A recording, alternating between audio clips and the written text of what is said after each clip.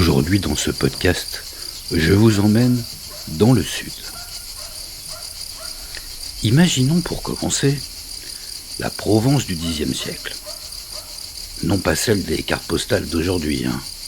Là, on parle d'une terre rude, encore sauvage, où les chemins s'étirent en lacets interminables entre les chênes verts et les vallons silencieux, où les villages, souvent réduits à quelques maisons serrées les unes contre les autres, se cramponnent à des éperons rocheux comme s'ils cherchaient à se protéger du vent, du monde et parfois des hommes. C'est une Provence de passages et de frontières où l'on circule sans cesse entre la mer et les montagnes, entre l'Italie et le Rhône, dans une mosaïque de collines qui semble onduler jusqu'à l'horizon. Dans les chroniques monastiques de l'époque, nos guides parfois partiels, souvent orientés mais précieux, on lit qu'un groupe de Sarrasins s'est établi dans le massif des Morts, autour d'un lieu qu'ils nomment Fraxinetum. Fraxiné en latin. Il faut l'imaginer non pas comme une citadelle imposante, mais comme un point haut parfaitement choisi, un promontoire discret sur lequel se dresse un petit bastion. Rien d'extraordinaire en apparence, mais redoutablement efficace, situé sur les hauteurs au nord de l'actuelle Saint-Tropez, à une époque où personne n'imaginait venir ici pour la mer turquoise, la plaisance ou pour bronzer, comme c'est le cas aujourd'hui. Non. À l'époque de cette place forte, les petits groupes de Sarrasins contrôlent des passages, interceptent des voyageurs, prélèvent des ressources, c'est du racket, et pillent parfois les fermes et les hameaux isolés. Enfin, du moins, c'est comme ça que les auteurs médiévaux nous relatent la présence des Sarrasins dans ce secteur-là, avec leurs mots, leurs visions, et peut-être même leur exagération propre à leur monde. Bon, en tout cas, survient un événement, à un moment donné, qui, aux yeux de nos chroniqueurs, fait basculer l'équilibre de la région. En 972, Mailleul, l'importante abbaye de Cluny, la grande abbaye de Cluny. Mailleul, homme intensément respecté dans les cercles religieux et politiques, traverse les Alpes. Il voyage, il se rend d'un lieu à l'autre, comme tant d'autres, et c'est près du petit village d'Orzières qu'il est capturé. Pour les moines qui écrivent, cette nouvelle résonne comme une cloche d'alarme. Non pas que ce soit un affrontement idéologique, comme certains le présentent parfois. Non. Mais c'est parce que cet homme représente un réseau d'autorité et d'influence qu'on en parle beaucoup et que c'est un choc, cet enlèvement. À partir de là, les textes racontent une mobilisation, une agitation qui monte dans les différents pouvoirs locaux. Une sorte de consensus tacite pour dire « là, il est vraiment temps d'agir ».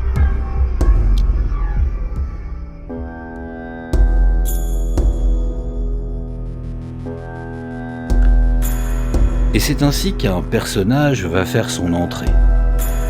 Guillaume Ier de Provence, un petit comte. À cette époque, il n'est pas encore le personnage que la mémoire locale célébrera bien plus tard. Il n'est pas un héros, il n'est pas une figure solaire. C'est simplement un comte inscrit dans le paysage compliqué de la Provence du Xe siècle, qui voit des alliances et des rivalités. Mais dans ce moment, il rassemble une coalition. Des hommes provençaux, des contingents venus du Dauphiné, des guerriers de la région de Nice, et le soutien d'Ardouin de Turin. Les historiens comme Philippe Sénac insistent sur ce point. Il n'est pas question d'une épopée religieuse ici. Non, il est question d'une opération de contrôle territorial.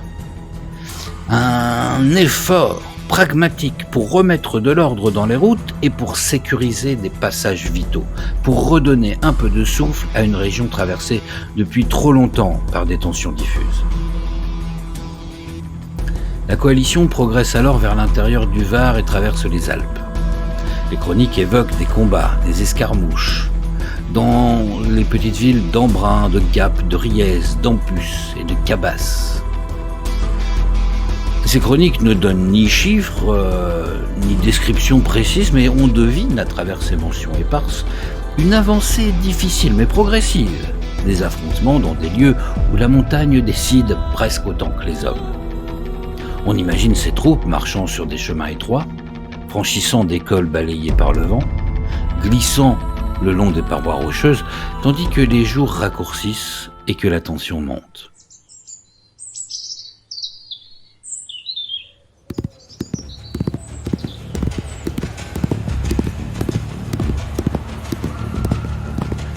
Les récits convergent sur un lieu, Tourtour, un village du Haut-Var, posé comme par défi sur un vaste plateau à plus de 600 mètres d'altitude. C'est un endroit particulier, un endroit dont le paysage vous saisit dès que les arbres s'écartent.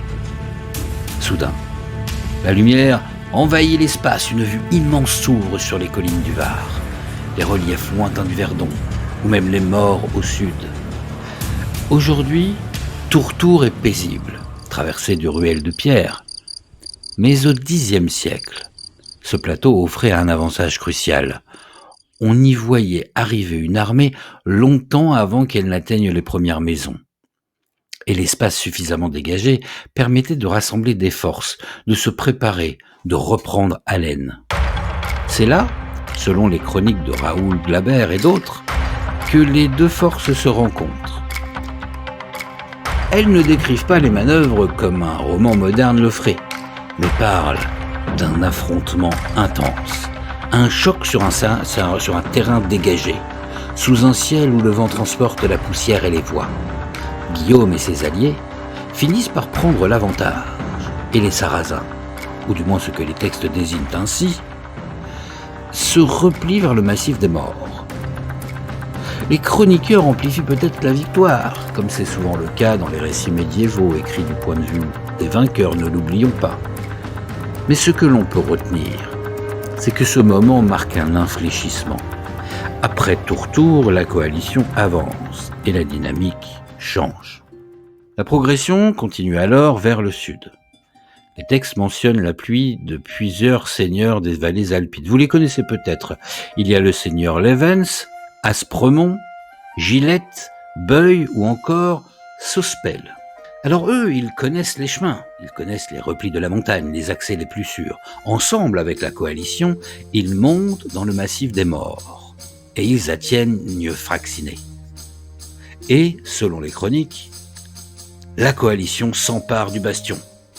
On dit qu'il est détruit, on lit que les habitants se dispersent, sont capturés ou parfois convertis. Mais ces détails doivent être lus avec beaucoup de prudence, tant ils sont laconiques, stylisés, héritiers d'une tradition littéraire qui a souvent simplifié les faits. Ce qui semble certain, en revanche, c'est qu'à partir de 973, Fraccinet n'est plus occupé et que la configuration régionale s'en trouve transformée. Dans les années qui suivent, les routes alpines redeviennent plus fréquentables. Les prélèvements et les raids signalés dans les textes diminuent et le comté de Provence, en particulier, consolide son autorité. Bien plus tard, dans la mémoire monastique puis locale, Guillaume sera qualifié de libérateur. Les historiens modernes, eux, comme Philippe Sénac par exemple, préfèrent y voir une réorganisation du territoire, un rétablissement relatif de la sécurité et la fin d'une présence installée depuis plusieurs décennies dans les morts. Ainsi, la campagne de 973 et la bataille de Tourtour ne racontent pas un choc de civilisation, ni une épopée idéologique, mais plutôt une histoire de route, de territoire, de pouvoirs locaux qui cherchent à reprendre la main sur un espace instable.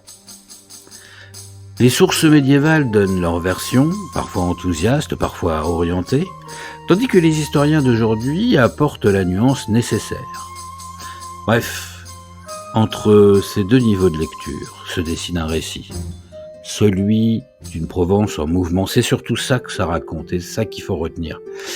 Une Provence qui cherche à stabiliser ses chemins et ses alliances, et qui, autour d'un plateau balayé par les vents, voit un jour de 973 s'écrire à un moment de son histoire. Merci beaucoup de m'avoir écouté. Je vous invite, si vous avez aimé, bien entendu, à liker cette vidéo, à aussi découvrir mes autres podcasts consacrés à l'histoire, et bien sûr à vous abonner à la chaîne. À très vite.